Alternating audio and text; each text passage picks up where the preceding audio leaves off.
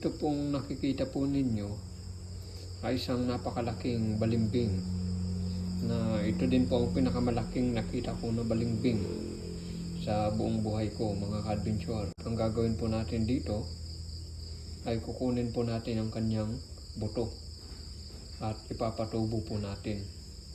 Ito, may nakuha na po tayo dalawa. Yan, kunin natin. Yung buto pala nito, mga ka-adventure, ay nandito sa gitna. Dito po natin siya mahahanap. Dito sa gitna. At ito ay mayroong walang buto. Itong isa ay may buto. Ayan, o.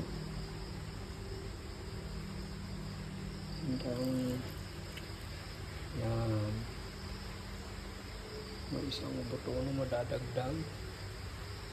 Apat lahat. O, dalawa. May isa pa.